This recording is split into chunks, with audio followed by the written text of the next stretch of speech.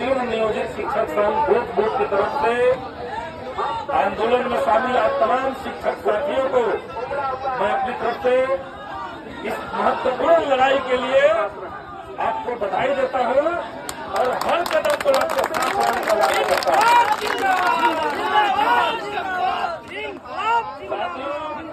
हम सब लोग देख रहे हैं कि लंबे समय से बिहार के भीतर शिक्षकों को अपनी हर मांग के लिए सड़क पर उतरना पड़ रहा है।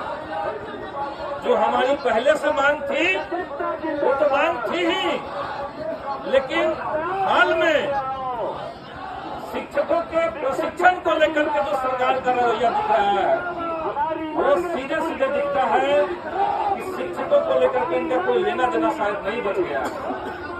सरकार ने कहा कि शिक्षकों का प्रशिक्षण एनआईओएस से करवाया जाए। तमाम शिक्षक तैयार होकर के वहां पहुंचे, उनका प्रशिक्षण हुआ और एनआईओएस ने अपनी डिग्री दे दी। इसके बाद सरकार की जो प्रक्रिया थी उस प्रक्रिया का पालन करते हुए प्रशिक्षित टीचर का जो वेतन था वो आप लोग को मिल रहा था। लेकिन दुर्भाग्य है कि एनआईओएस के द्वारा लिखित में देने के बावजूद एनआईओएस ने लिखित में दिया कि इन शिक्षकों का जो प्रशिक्षण है उसको 31 मार्च 2019 तक मान लिया जाए। यही इनका प्रशिक्षण का तिथि है, लिखित में दिया एनआईओएस ने। और जो 22 मई 2019 है वो सर्टिफिकेट का प्रिंटिंग डेट वो मुद्रण तिथि है। लेकिन दुर्भाग्य ने किया कि शिक्षा विभाग को ऐसे लोग चला रहे हैं जिनको ये मिनिमम तमीज जो होता है किसी डॉक्यूमेंट को पढ़ने का, किसी डॉक्यूमेंट को समझने का, वो उनके पास नहीं है। वो कह रहे हैं कि हम जो 22 मई को मानेंगे और इसीलिए इनका डेट खत्म हो चुका था और इसीलिए इनको हम दोबारा से ज्वाइनिंग करना पड़ेगा। और इस तरह से 75 से 80 हजार शिक्षक जो हैं समूचे बिहार के, उनके साथ मानसिक और उनका आर्थिक उत्पीड़न शिक्षा विभाग करने की कोशिश कर रहा है। और ये मैटर जैसे ही हमारे पास पहुंचा, हम लोगों ने तत्काल शिक्षा विभाग को इसको लेकर के बात कही। इस संदर्भ में आपके जो नेतागण हैं, वो गुट के स्टेट के शिक्षक साथी जो नेतागण हैं, उनके साथ हमारी मीटिंग हुई और शिक्षा विभाग के जो प्रधान अपर मुख्य सचिव हैं उनसे बात करके हमने कहा कि इसको जितना जल्दी हो सके निपटाइए।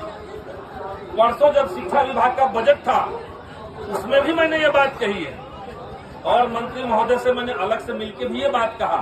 हालांकि वो कम समझे कि क्या समझे, तो हमने उनको कहा है और हम पूरी कोशिश कर रहे हैं कि इसको सरकार से बात करके, शिक्षा विभाग से बात करके, ये जो संकट है, पहले की तो हमारी मांग थी ही, लेकिन ये जो एनआईओएस के बहाने शिक्षकों का प्रताड़ना चल रहा है, इसको हर हाल में सरकार खत्म करे, ये हम लोग कोशिश करेंगे। लेकिन मैं बार बार कहता हूँ कि सदन में आवाज उठा देना,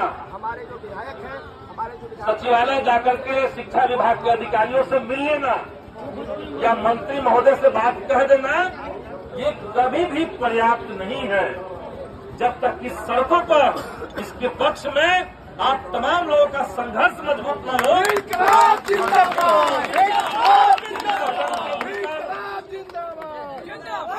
सदन के भीतर हम लोग जब आवाज उठाते हैं तो हमें आपके इन संघर्षों से ताकत मिलती है, आपके इन संघर्षों से हमें कॉन्फिडेंस मिलता है और उसी कॉन्फिडेंस से, उसी संघर्ष से तब जाकर के ये सरकार जो है वो बात सुनती है। और हमें पूरा यकीन है कि एनआईओएस वाले मामले में जितना अनवरत आंदोलन आप लोगों ने किया है, सरकार को हर हाल में आपकी बात सुननी पड़ेगी, ये हम चाहते हैं। इसके अलावा जितने शिक्षक हैं उनके स्थानांतरण का मुद्दा है। अब देखिए, कल विधानसभा जो कल हुआ उसमें सारे शिक्षकों के स्थानांतरण का मुद्दा हमने रखा था। ध्यानाकर्षण में हमने दिया और उसको स्वीकार किया गया। कल 12:30 बजे इस पे बहस होना था, लेकिन दुर्भाग्य कहिए कि सदन के भीतर जिस दिन भी इस तरह के महत्वपूर्ण चीज होते हैं, क्योंकि शिक्षकों का स्थानांतरण 2 दशकों से लंबित मामला है, 2003 में 2005 में जिसको सरकार कहती है कि 2006 का ज्वाइनिंग है, पंचायत शिक्षक, प्रखंड शिक्षक, टेट से शिक्षक है, इन तमाम लोगों के स्थानांतरण का मुद्दा था।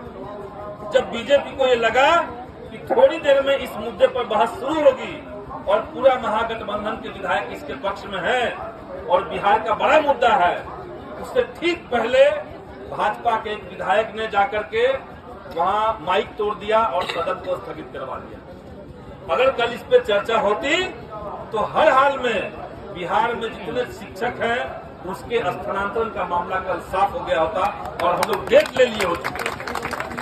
लेकिन सदन में ये कहिए इस तरह की काम कर दिया गया, तो तब भी हम लोग लगे हुए हैं।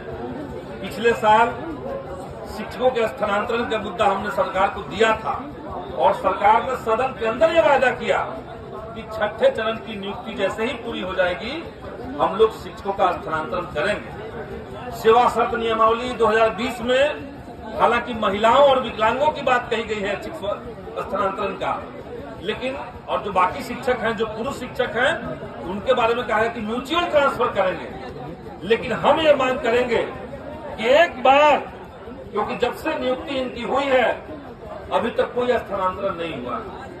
टेट की नियुक्ति इस तरह से हुई कि आप अलग अलग जिलों में जाकर के नियोजन इकाइयों में फॉर्म भरते रहिए।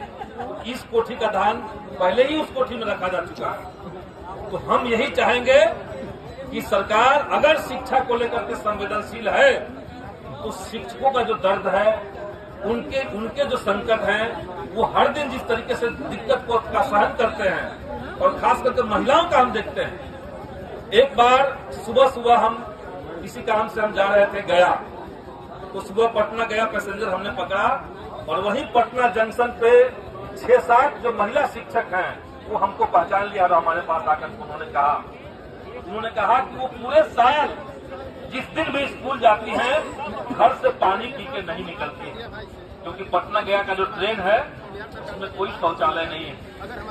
बिना पानी पिए वो लोग जाते हैं और वो लोग बीमार पड़ रहे हैं। 3-3 घंटे तक वो लोग सफर कर रहे हैं जाने में, 3 घंटा आने में, तो पढ़ाएंगे क्या?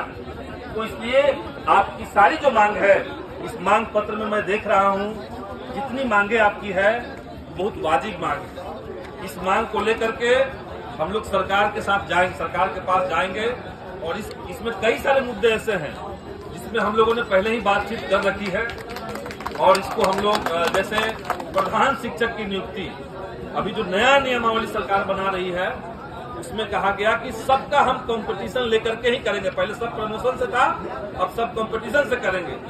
लेकिन हमारे हस्तक्षेप के बाद हमने कहा कि नहीं, 50% आपको प्रमोशन से लेना चाहिए और 50% आप कंपटीशन से लीजिए। तो हमारे हस्तक्षेप के बाद जब मैंने लेटर दिया तो विभाग इस बात को माना और नियमावली में ये बदलाव हो चुका है।